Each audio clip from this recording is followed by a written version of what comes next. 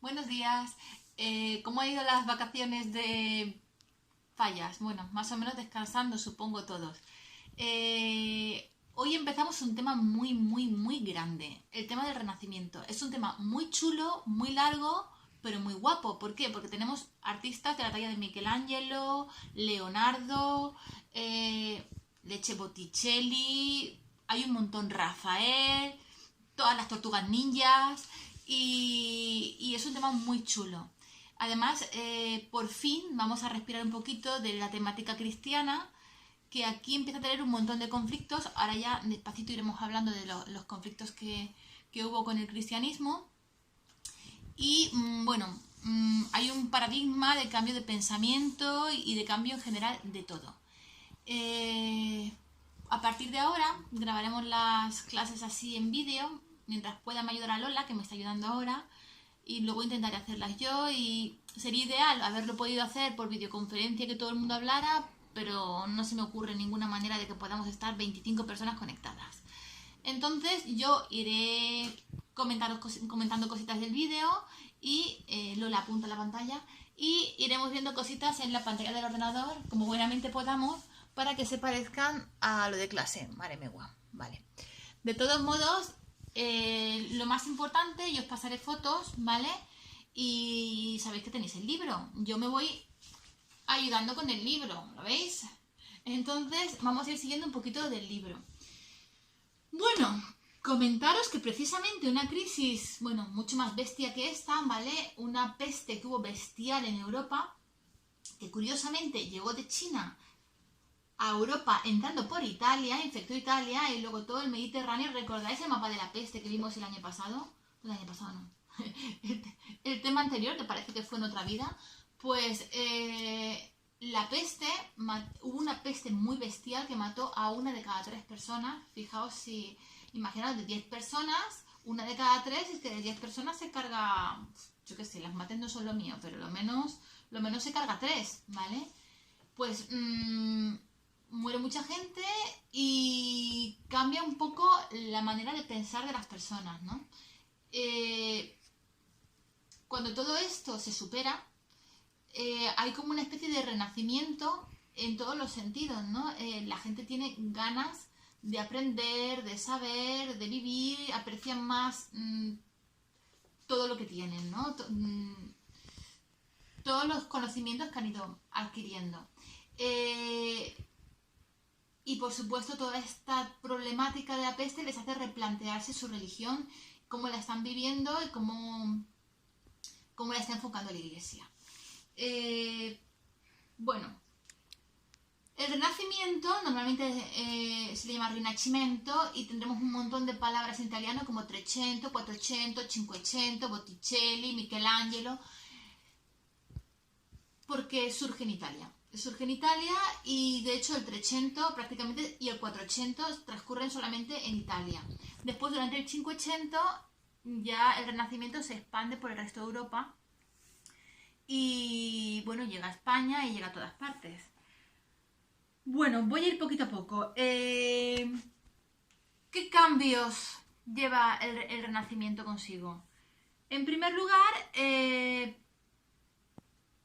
todo viene de que la burguesía... ¿Os acordáis de que la burguesía había empezado a crecer en la última parte de la Edad Media, o sea, en la época del Gótico? Y como la burguesía crecía, se hacen las catedrales más grandes. Bueno, pues estos burgueses llegan a hacerse con digamos, el poder más importante. De hecho, los mecenas más importantes, los Medici, pero también los Sforza y muchos de ellos, son gente que no tenía un origen noble, eran gente que venía de campesinos que habían ido poco a poco ganando dinero. ¿Cómo la burguesía llega a hacerse con el poder? Porque son listos y se hacen con la banca, o sea, se hacen banqueros. Y es cuando la banca empieza a tener el poderío y bueno, hasta nuestros días, hoy en día viene a ser igual. A partir de aquí, si hay grandes mecenas con poderío que son banqueros, les interesa obviamente que el comercio prospere. Y para que el comercio prospere es muy importante que las carreteras estén en condiciones y que las vías marítimas estén libres de piratería y de burradas. Entonces lo que van a hacer, primero que nada, es arreglar las carreteras. Y si arreglas las carreteras y arreglas el tráfico marítimo, la cultura, digamos, puede moverse más, se puede expandir mejor y el conocimiento también. ¿Vale? Los hombres del Renacimiento empiezan a tener interés por la medicina, por la astronomía, es cuando queman a... Fue Copérnico el que dijo que el que elaboró la teoría heliocéntrica, o sea que no es que todos los planetas giren alrededor de la Tierra, sino que la Tierra gira alrededor del Sol. Bueno, pues todo este interés por la ciencia es lo que después se llamará Renacimiento.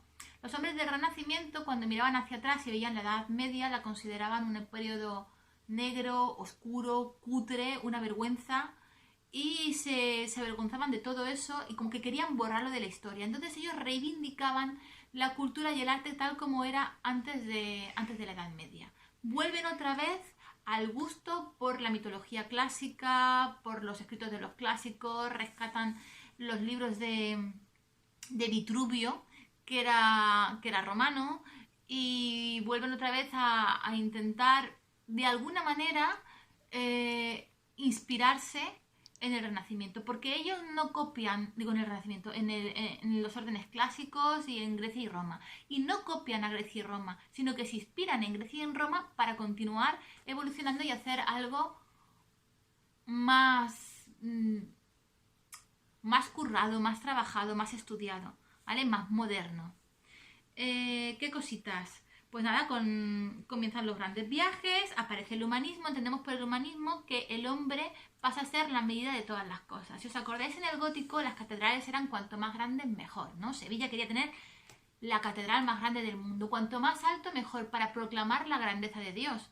Dios era lo más importante y si decías algo que no le gustaba a la iglesia, te quemaban. Aquí ya lo tienen un poco más complejo, porque ya son muchas las personas que empiezan a decir cosas que no le gustan a la iglesia, ¿vale? Es la época de Erasmo de Rotterdam y posteriormente vendrá Lutero. Os suena, ¿no? El luteranismo, el calvinismo. Toda esta gente viene a criticar lo de siempre, lo que ya venían diciendo las órdenes mendicantes en la Edad Media, que por qué la iglesia tiene que vivir tan bien y los curas tienen que tener tanto dinero cuando hay gente que se está muriendo de hambre. ¿Vale? Están hasta las narices de ver el tema de las bulas, de ver que los curas se hinchan de comer chorizo mientras los pobres se mueren de hambre. Están hartos de que la gente, de que los curas tengan mujeres e hijos y etcétera, etcétera. Y empiezan a protestar y a pedir una iglesia más sobria, más seria. Esperad un momentito. Lola, siéntate aquí, cariño, que está súper incómoda. O cógete la silla, la mano aquella y te sientas allí. ¿Está bien? Es que no se te ve a ti.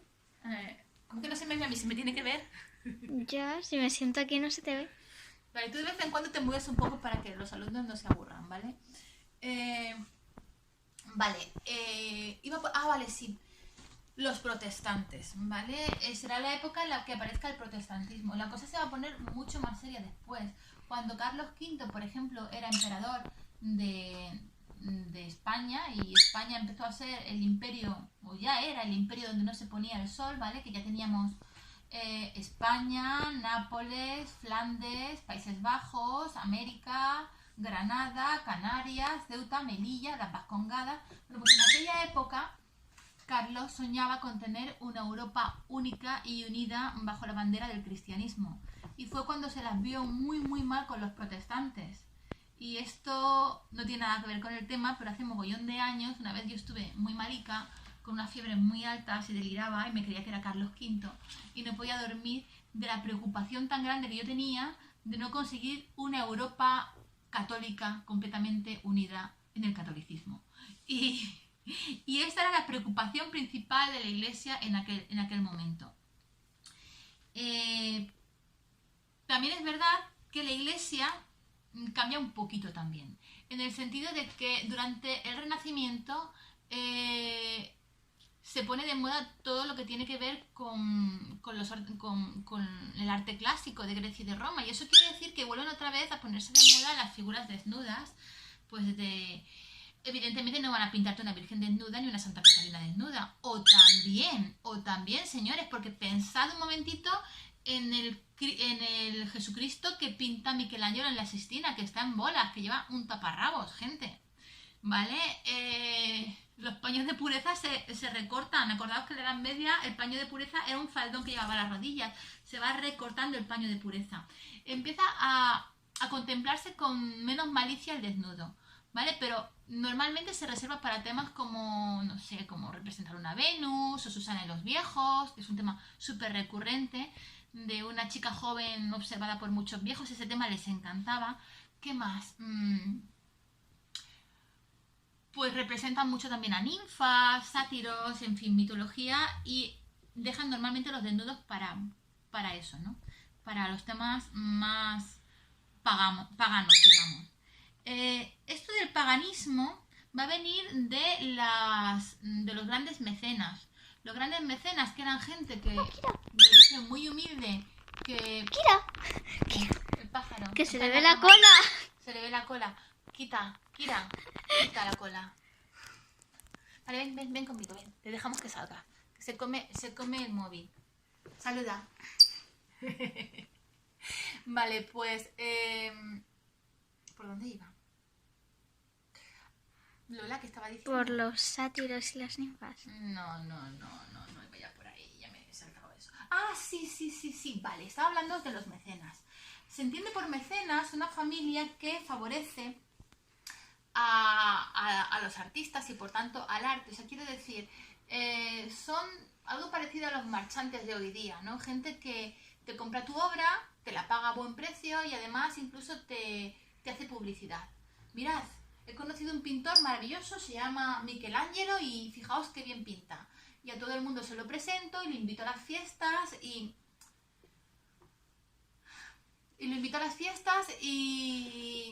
yo también te quiero. Eso es que dice que te quiero, hace te quiero. Y a veces grabo audios y hace y queda fatal porque parece que me tiro peos y es el que hace Vale, vuelvo al tema, que me distraigo. Vale, que los mecenas eran managers de los artistas, ¿vale? Los protegían, los promocionaban. Ay, es que me está picando muy fuerte. Los promocionaban y eso, les pagaban muy bien sus obras.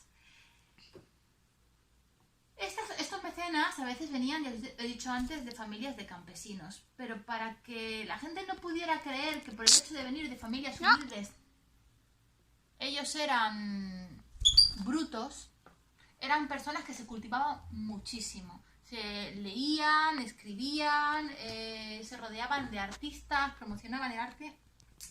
La madre que va. Vale. Promocionaban el arte y... Oh, Dios mío, me pierdo con el pájaro. A ver. Vale, para que la gente no pensara que venían de familias humildes, ellos estaban muy, muy cultivados. Y para demostrar que estaban muy cultivados, pues sabían mucho de mitología y les gustaba colgar en sus cuadros obras de mitología y hablar de mitología. Entonces estás como demostrando que conoces a los clásicos, que has leído a Ovidio, ¿vale? Que conoces las teorías de Vitruvio y todas estas cosas, ¿vale? ¿Qué cositas os comento? También, algo que ayuda mucho a que se expanda la cultura es la aparición de la xilografía, que es el primer prototipo de imprenta. O sea, hacen como letritas, ¿vale? Yo tengo letras de hierro, las mancho de pintura, ¿vale? Las coloco todas juntas en una especie, digamos, de bastidor, ¿vale? Pongo las letras como yo quiera, las, digamos, fijo al bastidor, lo pongo todo con cola, coloco el papel o el pergamino,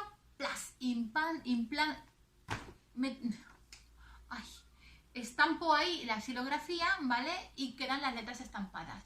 Esa es la primera imprenta que, si os fijáis, se parece bastante a cómo funcionaba una máquina de escribir. Yo cuando era pequeña no había ordenadores, trabajamos con máquinas de escribir y es una letrita que hace, ¿vale? Están mojadas de tinta y golpean el papel. Pues en este caso todas las letritas están juntas en un bastidor, se mojan de pintura y se estampan, ¿vale? Bueno, eso, tenemos la imprenta y hemos hablado de las reformas, del luteranismo, el calvinismo, ¿vale? Y un poquito de los mecenas. ¿Qué es lo que, digamos, emulan los artistas renacentistas del periodo clásico? Pues vuelven el orden jónico, dórico, corintio y por supuesto el toscano. ¿Por qué el toscano les mola especialmente? Porque el toscano es romano. ¿Y dónde estamos? En Italia. O sea que el toscano era suyo. Y ellos se sienten orgullosos de venir de los romanos.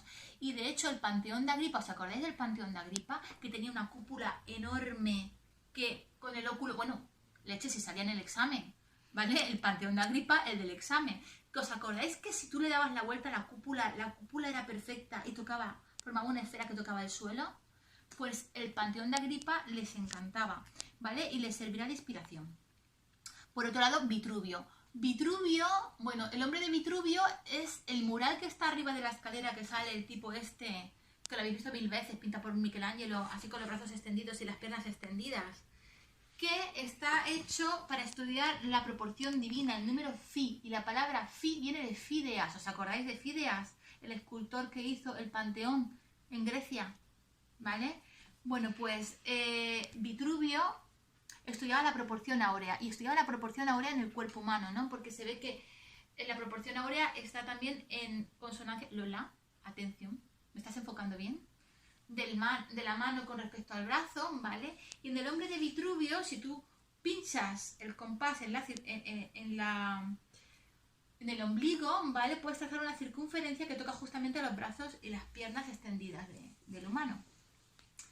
Y bueno, no sé, tropocientas mil veces sale la proporción áurea en el cuerpo humano según los estudios de Vitruvio. ¿Qué más? Además, Vitruvio escribió 10 libros de arquitectura en los que explica por qué es súper importante que los arquitectos conozcan la proporción áurea, por qué tienen que conocer la arquitectura clásica, por qué tienen que conocer los órdenes clásicos, por qué la arquitectura es tan importante, por qué la geometría es fundamental en la arquitectura. Y esos libros de arquitectura son tan importantes que hoy día siguen estudiándolos todos los arquitectos en primero de arquitectura, estudian a Vitruvio, ¿vale? Se siguen estudiando sus libros en la Facultad de Arquitectura hoy día. ¿Qué más contaros? Bueno, en el Renacimiento aparece, ¿os acordáis de la perspectiva de la Edad Media, lo cutre que era? La perspectiva aquella caballera. Esperad, voy a hacer un dibujito para que os acordáis como la perspectiva caballera. Pero a ver, ahora ven aquí, enfoca. En definitiva, era que si yo tengo una casa, a ver, vamos a ponerlo, por favor, así. Si yo tengo una casa, en la Edad Media, te hacían la perspectiva así, ¿vale? Esto se llama perspectiva caballera.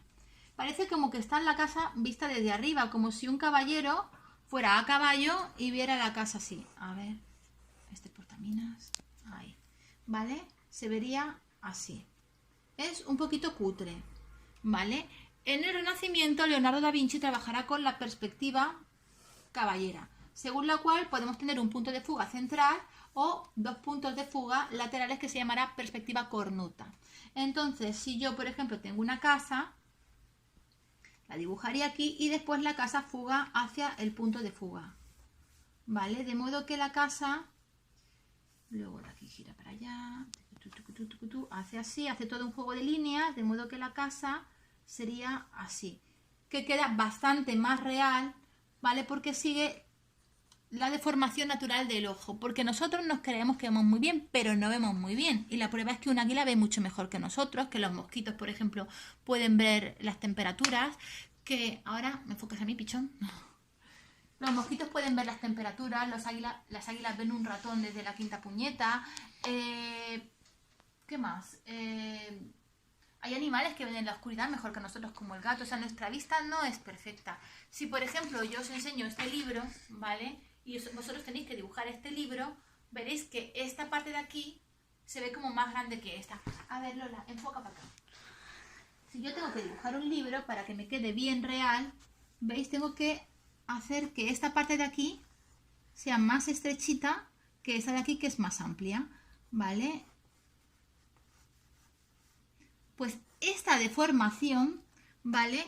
Si os fijáis, y yo la continúo, hace un cono. Como esto de aquí, ¿veis que hace como un cono? De ahí viene cónica. Es que nuestros ojos deforman las cosas. Nuestro ojo es así, esta es la pupila, este es el iris, ¿vale? Y aquí atrás está la retina. La luz entra por la pupila, ¿vale? Y proyecta en la retina la imagen. ¿Y qué pasa? Pues que la reproduce así un poco cónica, ¿vale? No vemos las cosas bien, sino deformadas. Si yo tengo que dibujar una mesa, ¿vale? La voy a dibujar así, ¿vale? No la voy a dibujar así, porque así lo hacían en la Edad Media y es cutre, ¿vale? Es más bien así. Eso lo descubrirá Michelangelo, no, perdona, Leonardo Leche. Y también descubrirá una cosa súper importante. Me cacho en los megas que estoy grabando el vídeo de noche y no se ve bien. Pero vosotros lo vais a ver de día. Los que podáis, por favor, asomaros a la... ¡Qué puñeta! Mañana, si puedo, os grabo un vídeo de la perspectiva aérea. En definitiva, lo que quería deciros es que si vosotros miréis por la ventana, veréis que las colinas más cercanas se ven verdes y las más lejanas azulean. ¿Por qué? Porque el ozono es azul. Y además el aire siempre tiene esa especie de brumilla, más todavía en las zonas marítimas o en las zonas contaminadas, que hace que las cosas lejanas se vean difuminadas, borrosas y azuladas. Eso también lo va a descubrir Leonardo y se va a llamar la perspectiva aérea. La unión de la perspectiva cónica, que es lo que os he enseñado, y la perspectiva aérea van a hacer que la pintura de repente sea mucho más realista y mucho más chula. ¿Qué más cositas contaros del Renacimiento?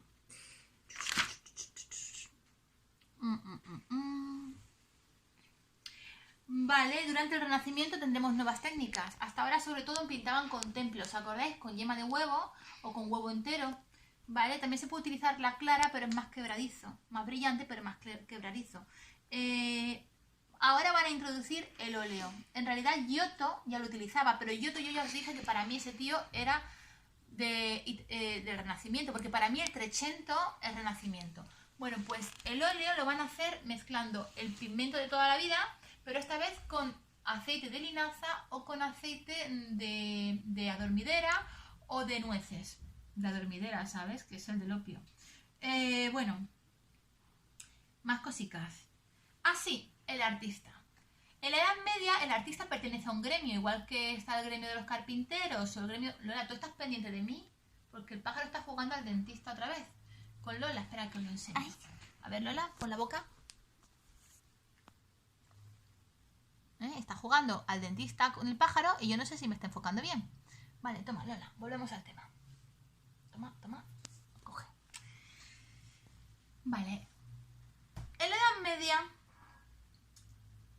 los artistas pertenecen a gremios. ¿Os acordáis cómo funcionan los gremios? Tú entras de aprendiz. En principio, los aprendices se dedicaban a moler el pigmento, ¿vale? Dejarlo bien finito o mezclarlo con el aceite, o a pintar un fondo, cosas así, ¿no? Luego eras oficial, ¿vale? Y el oficial pues ya sabía más, pues a lo mejor tenían un oficial que era especialista en carnaciones, otro que era especialista en telas, ¿vale? Otro se encargaba de las imprimaciones. ¿Sabéis lo que es una imprimación? O sea, cuando tú tienes un lienzo no puedes coger directamente y pintar sobre la tela. Normalmente primero preparamos la tela con una mezcla de yeso, ¿vale? Y cola animal. Cola animal quiere decir cola de pescado o cola de conejo, que llamábamos el otro día de lo que era la cola de conejo y la cola de pescado. Eran esas escamitas que se ponen en agua al baño María y las vas removiendo. Bueno, pues cuando ya la cola está calentita y ya está bien y está líquida, ¿vale? Coges y le echas yeso, ¿vale? Hasta que se forme montañita arriba. Cuando se forma montañita arriba le echas un chorrito de miel, lo mueves todo, ¿vale? Y con eso pintas el lienzo, o sea, la tela. Y luego arriba, si quieres, algunos pintores, como por ejemplo los venecianos, van a pintar pues en verdes o en rojo, porque que tú pintes el fondo rojo o verde afecta muchísimo a la pintura. Es como que ese color se queda respirando y predomina después en la composición del cuadro. A la gente que le mole pintar estos días, podéis probar a hacer eso. Imprimar un cuadro en azul, en verde o en rojo y veréis cómo cambia la cosa. Bueno, pues todas estas cosas las hacían los oficiales, ¿vale? Y luego el maestro es el que, digamos, ya da el visto bueno, da los toques finales, es el que a lo mejor da la idea y hace los dibujos preliminares. Y cuando una persona ya es maestra, ya puede independizarse, salirse del taller y formar su propio taller contratando sus propios albañiles, no, aprendices y oficiales. Bueno, pues en el Renacimiento la cosa cambia. A partir de ahora, O sea, todo esto viene de que Alberti dijo que por qué tenían que estar 7 años ellos en un taller aprendiendo, que ellos eran artistas, que ellos tenían, algunos de ellos, talento natural y que como artistas nadie tenía que decirles cuando ellos estaban preparados. De modo que el artista de repente pasa a dejar de ser un trabajador del gremio y empiezan a considerarse intelectuales. Entonces ellos empiezan a ser importantes, los invitan a fiestas, la gente les pide autógrafos, no exactamente, pero bueno, la gente los conoce, son conocidos.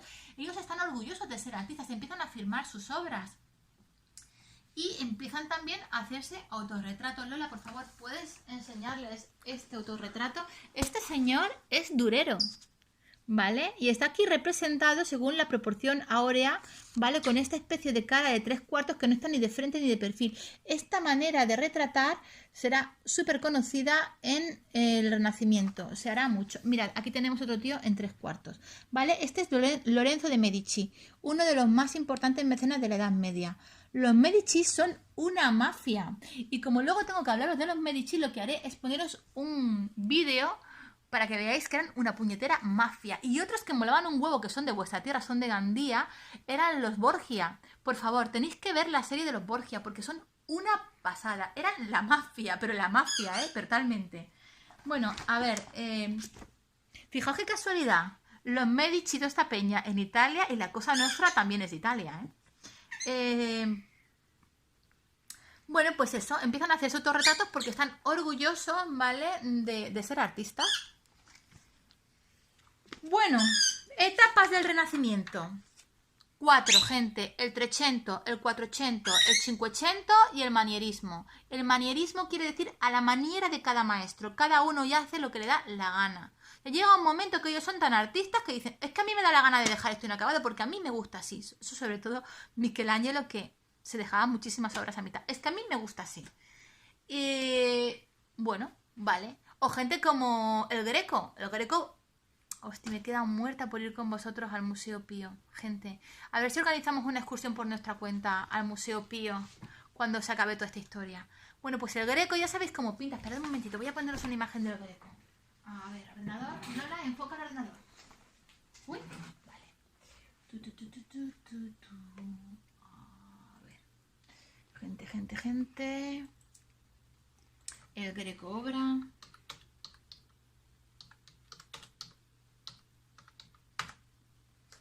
Vale. Mirad aquí, por ejemplo. A ver, imágenes.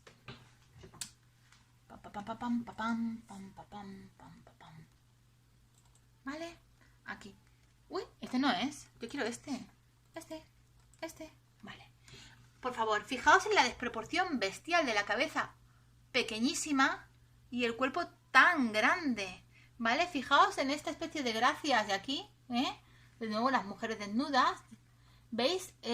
Mirad la anatomía de esta pierna, gente. Es que además la persona se está cayendo, no está apoyada. ¿Veis que no está apoyada? ¿Por qué lo hace así? Porque le da la gana. Cada uno a su manera, ¿vale? Está guay, por fin, que podamos tener nuestra personalidad, ¿vale? Que podamos expresarnos como nos dé la gana, como a nosotros nos guste, ¿no? Que podamos hacer las cosas como queremos. Vale, yo no sé qué he hecho. Ah, vale, volvemos aquí. Vale.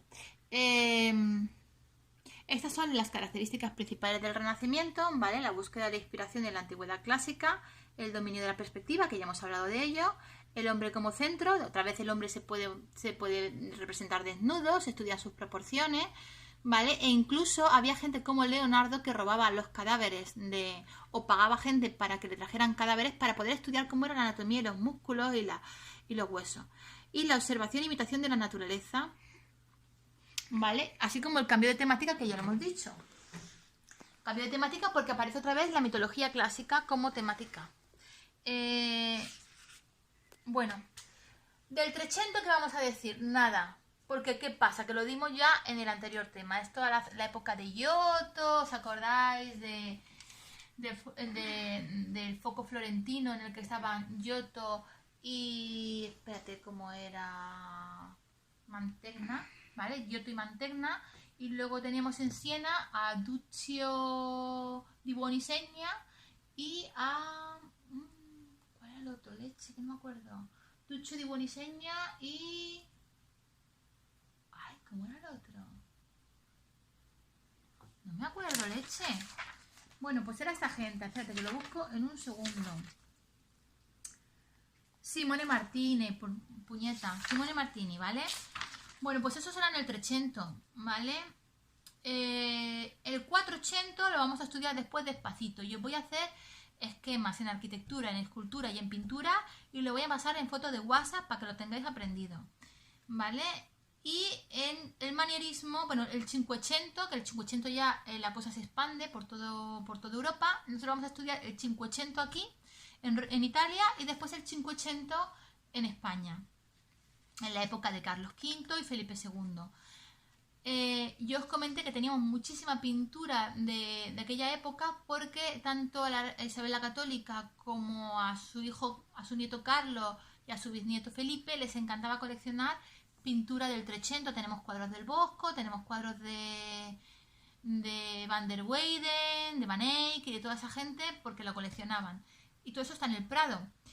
Y algunos están incluso por aquí. Si hubiéramos ido al Museo Pío hubiéramos visto un montón de obra flamenca. Pero bueno, lo que os decía, que el 300 ya está estudiado. El 400 es en Italia y el 500 se expande, ¿vale? Y estudiaremos el tema del Renacimiento en España, que básicamente es el 500. Y luego está el manierismo, ¿vale? En el manierismo no se puede estudiar nada en común porque cada uno hacía lo que le daba la gana, ¿vale? Tenemos a Michelangelo por un lado haciendo lo que quería, tenemos en España al Greco, el Bosco ya hacía tiempo que hacía lo que quería, en fin, a la manera de cada maestro. Por último, os voy a hablar de los mecenas y después os voy a pasar un enlace de YouTube en el que la gata verde, ¿os acordáis de la gata verde? Es aquella que hacía el vídeo de los bebés más feos de la historia del arte, que es una tía que es una pasada. Si podéis ver vídeos de ella, es una historiadora del arte que es una pasada y muy amena. Pues tiene un vídeo sobre las más bueno, tiene varios vídeos sobre Leonardo que ya veremos y sobre la Gioconda, bueno, sobre todo. Y tiene uno de los Medici que os lo pasaré después. En definitiva, ¿qué os voy a contar de los mecenas? Lo que hemos dicho antes, que eran familias, muchos de ellos de banqueros, que algunos venían de familias campesinas, como es el caso de los Medici, ¿vale? Y utilizaban el arte a su propio interés. ¿Por qué? Porque, o sea, lo utilizaban un poco como arma política en el sentido de que ellos celebraban una fiesta y invitaban a los artistas más importantes, ¿no? Y además tenían su casa decorada con la obra de sus artistas. Entonces ellos invitaban, por ejemplo, a un alcalde o a un papa o a alguien importante, a un conde o a un duque o a quien fuera, y le decían, pues mira qué obra más maravillosa me ha hecho Botticelli, por ejemplo, ¿no? Y es que es maravilloso. Si quieres te lo puedo prestar para que te pinte un cuadro o te puedo regalar una obra de él. O directamente a sus fiestas invitaban solamente a los políticos que ellos querían favorecer, que querían ayudar. Incluso llegaron a montar algo así como embajadas artísticas que enviaban al Papa. Mira, te voy a enviar a una embajada de artistas encabezada por Botticelli para que te pinte, te ayude con la Capilla Sistina, por ejemplo, ¿no? Bueno, pues los Medici fue una de las familias más importantes, pero también estaban los Sforza, ¿vale? Los Uffizi, ¿vale? Y todos ellos tienen galerías muy importantes en Italia. Y posteriormente, sobre todo en el 500, se va a trasladar todo el cotarro, que en un principio estaba en Florencia, donde estaba, pues, fijaros, Michelangelo era florentino, Leonardo trabajó en Florencia, Giotto era de Florencia, Brunelleschi hizo su obra en Florencia. Bueno, Brunelleschi lo estudiaremos el próximo día en arquitectura, gente. Pero en definitiva, que la cosa nace en Florencia y después se va a trasladar a Roma, donde el papado ejercerá de mecenas, ¿vale? Ahí estarán vuestros colegas los Borgia, de Gandía, y allí favorecerán a Michelangelo, a Rafael, ¿vale? Verrocchio, Donatello, etcétera. Bueno, y dicho esto, me despido, iré enviando vídeos como estos, espero que no os aburran mucho. Lo bueno que podéis repetir las cosas la clase las veces que haga falta y enviad comentarios, ¿vale? Cualquier cosa que tengáis dudas o que queréis decir, pues lo comentáis por el chat, ¿vale? Pues un besazo y ánimo. Mira, es la hora del aplauso aquí en Alcácer. ¿Lo oís?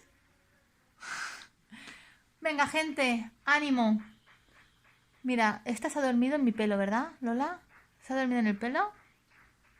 ¿No? Está despierta, mírala, ahí va. Un besazo, gente.